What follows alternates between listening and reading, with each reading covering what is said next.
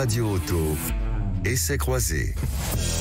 Chaque semaine, Sud Radio et ses partenaires de Mobility TV essayent pour vous un véhicule sur le marché du neuf. Aujourd'hui, on essaye la BMW X1 avec Mélina Priam. Bonjour à vous. Bonjour. Journaliste à l'Autojournal, Cédric Fréour est avec nous. Bonjour à vous. Bonjour. Fondateur de la plateforme Sans Bornes et chroniqueur auto au journal Les Échos. Stanislas Laroumet, bonjour à vous. Bonjour. Vous êtes le fondateur de Ma Voiture Idéale. Vous êtes aussi journaliste à l'Autojournal, à vos heures perdues ou retrouvées. Aujourd'hui, on essaye pour vous la BMW X1. Elle vous a plu quand on en a parlé, mais elle vous a plu, même à Cédric, surtout à Cédric. Faut tout arrêter, faut aller canon, voilà, et on a fini l'émission. C'est terminé, elle a coché toutes les cases. Allez, décrivez-la moi d'abord pour ceux qui m'écoutent. Alors c'est un SUV, et la planète adore les SUV, voilà, qu'on le veuille ou non, c'est comme ça, parce qu'il y a une conduite haute, parce que c'est confortable, parce qu'il y a un joli coffre, parce que les enfants adorent et que tout est merveilleux. Une fois qu'on a dit ça, c'est une BMW. Voilà. Et une BMW, il y a des marques qui font plus rêver que d'autres. Et celui-ci, il a un design en plus qui est le design qu'ont inauguré ses grandes sœurs électriques. Donc avec une calandre un peu grande, certains diront béante, mais elle lui va bien. Une certaine modernité avec pas mal d'angles. Et puis surtout, il y a des motorisations intéressantes. Alors c'est vrai, il y a des thermiques, essence et diesel. Mais ça, c'est un peu la queue de la comète. Et va arriver le PHEV. Le PHEV, alors le PHEV, c'est hybride rechargeable. Voilà, en termes sans doute un peu plus simples. BMW en hybride rechargeable, ce qui n'est pas anodin. En hybride rechargeable en janvier, et avec des autonomies vraiment conséquentes, très intéressantes, de l'ordre de 80 km, une puissance de BMW, on est à plus de 300 chevaux. Et là, il se passe un truc. Oui, il se passe un truc. Et là, franchement, c'est comme dans les années 80, on a l'impression d'être Alain Delon. On a retrouvé Cédric Fréour, ils nous l'ont transformé en Mad Max de l'hybride rechargeable. Non, mais de manière factuelle, c'est un SUV que les Américains considèrent mid-size, enfin mid-size, mais de taille convenable, on est à 4,50 m. C'est l'idéal entre ni trop petit ni trop grand. C'est presque petit pour les États-Unis qui sont ça se gare facilement et tout ça, c'est familial. Elle coche toutes les cases. Les prix sont top, et puis c'est des voitures. Non, mais pourquoi je dis ça? Je suis désolé de monopoliser la parole. Pardonnez-moi, parce que c'est des voitures qui vont se vendre pour les sociétés. On n'a pas les mêmes moyens, Cédric, apparemment. 60-70%. Ce sont des voitures de société. Les particuliers, en fait, c'est... Je suis ravi d'apprendre que vous travaillez chez Total Energy. En tout cas, vous nous donnerez, vous enverrez, j'aimerais bien, ils ont des résultats nets intéressants. Exactement. Parlons quand même du prix, parce que si elle coche toutes les cases de la BMW, marque de luxe exceptionnelle, marque mythique et excellente marque, il y a aussi une case qui est celle du prix conséquent. Stanislas Laroumet. 39 900 € en prix de base. Je sais pas ce que je trouve très bon marché. Et puis très honnêtement, comme on est chez BMW, pour avoir une version à peu près correcte, il faut 50 000 €. Quoi. Oui. 50 000 € pour le plus petit des SUV BMW, je trouve ça quand même très cher. Vous tirez la langue. Bah oui, et puis non, mais après là je suis complètement d'accord avec Cédric, la voiture est vraiment très réussie. Il faut savoir que BMW pouvait pas trop se louper avec ce X1, que c'est la BMW la plus vendue en France. C'est la 3e génération, 4,50 m on l'a dit, c'est simplement 6 cm de moins que le premier X3. Le tout premier X3. Donc ça devient quand même une 6 cm c'est une grosse voiture quand même. Mais en revanche, il y a vraiment de la place, il y a un grand coffre, il y a une banquette coulissante. Non, c'est une très bonne voiture, à part son prix. Et moi, je n'aime pas, alors je vais encore faire hurler Cédric, mais je n'aime pas ces nouveaux intérieurs BMW. Il y a un immense écran. Il y a 2 écrans qui sont pas forcément très ergonomiques. Enfin, vous avez cherché les boutons, vous les avez pas trouvés. Voilà, j'ai pas trouvé les boutons. La commande de clim, c'est comme chez Volkswagen, il y a plus de boutons, il faut passer par un écran tactile. Enfin bref, je suis nostalgique des anciennes BMW avec la fameuse molette e-drive que j'aimais beaucoup. C'est ça.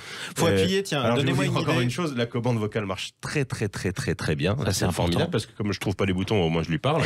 J'ai dimé la clim. Oui, on vous imagine déjà. Non, mais c'est un peu, moi j'aime pas ces écrans de partout là. Donnez-nous une idée d'ailleurs, parce que tous ceux qui nous écoutent ont très souvent des voitures avec des boutons classiques. Une commande par bouton. Faut appuyer sur combien de touches différentes, enfin sur combien d'interfaces différentes sur le tactile pour arriver à la clim? Pour ouvrir des fichiers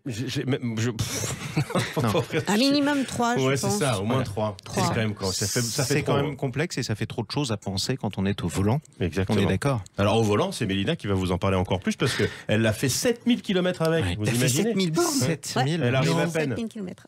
Oui. Mais vous revenez de Kiev Non, nous sommes en train de faire ce qu'on appelle un 10 000 km avec le X1 et j'en ai déjà fait 7 000. Alors avec une version 23i, donc... la meilleure essence. La meilleure thermique, et moi j'étais très contente de retrouver un moteur BMW thermique. Pour le coup, ce moteur m'a un peu déçu parce qu'on peut pas dire qu'il est un agrément mécanique de dingue. Enfin, il est très bien, mais pour moi, d'une BMW, on attend un tout petit peu plus.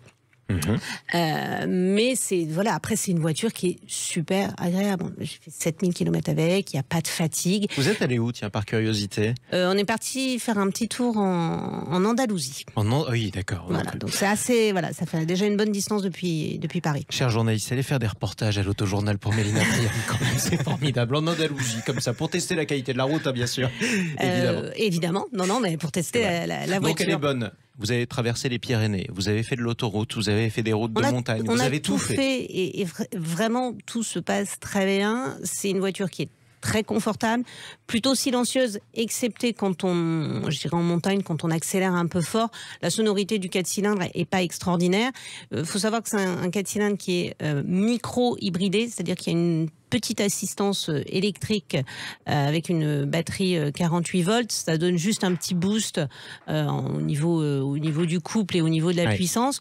À l'arrivée, on a un moteur qui fait 218 chevaux. C'est parfait, c'est très bien. C'est vraiment une super voiture. Après, comme le soulignaient mes camarades, aujourd'hui, le X1, c'est ni plus ni moins que le X3 d'il y a 15 ans. Non seulement en taille, mais également en termes de prestations. Vous avez une voiture, contrairement au premier X1, où là, c'est bien fini, c'est vraiment agréable. Vous avez un ensemble multimédia. Je rejoins San, qui est un peu complexe. Jusqu'à présent, BM avait gardé ses traditions, ses compteurs. Là, pour les gens qui ont des BM depuis longtemps, il va falloir s'habituer. On est passé au 21e siècle chez BMW. Après, pour avoir beaucoup roulé avec, on s'y fait, on s'y habitue. Quand c'est votre voiture, vous 7000 km, c'est la vôtre. Non, mais on se l'approprie et on s'y fait. On s'y fait aussi. Voilà, on s'habitue, on se l'approprie et voilà. Et une fois qu'on a ça, c'est quand même une voiture super agréable. Il vous reste 3000 km à faire. Quand même, oui, il me reste 3000 km à faire. Non, je rejoindrai que le prix, là, c'est agaçant parce qu'effectivement, il y a des super prestations, mais quand vous mettez déjà 50 000 € sur la table et que pour des petites choses comme le soutien lombaire ou la banquette coulissante, banquette coulissante, il faut remettre encore la main à la poche. Voilà, moi très clairement, sur ce 23i, j'avais 17 550 € d'options pour une voiture qui, au départ, coûte déjà 50 000 €. C'est à peu près le même principe que les tickets des billets d'avion, effectivement. Vous avez un mot. Cédric Fréau. Mais la déco est belle. Le volant, c'est un objet formidable en lui-même. Non, vraiment, il soigne les détails, c'est précieux. On est chez BM. On termine par un bravo. Et j'aime toujours autant les positions de conduite BMW. Super. Même sur un SUV. Mais écoutez, c'est formidable tout ça. On termine par un bravo pour Monsieur Malric, le réalisateur du Grand Matin Week-end sur Sud Radio. Ça faisait des mois et des mois qu'on lui disait passe ton permis, il a fini par l'avoir. Bravo. C'est l'adolescent de la famille, effectivement. On sait que vous êtes nombreux dans ce cas-là aussi à dire à quelqu'un dans votre famille passe ton permis, passe ton permis. Il a fini par l'avoir et à la deuxième tentative, ce qui est quand même remarquable parce que souvent c'est plus que 2. Moi c'était plus que 2 en tout cas. Merci beaucoup Stanislas Laroumet, merci à vous Cédric Fréhour et merci à vous également Mélina Priam. On vous retrouve dimanche prochain pour un nouvel essai. Bonne route. Avec plaisir, bonne route. Il vous reste 3000.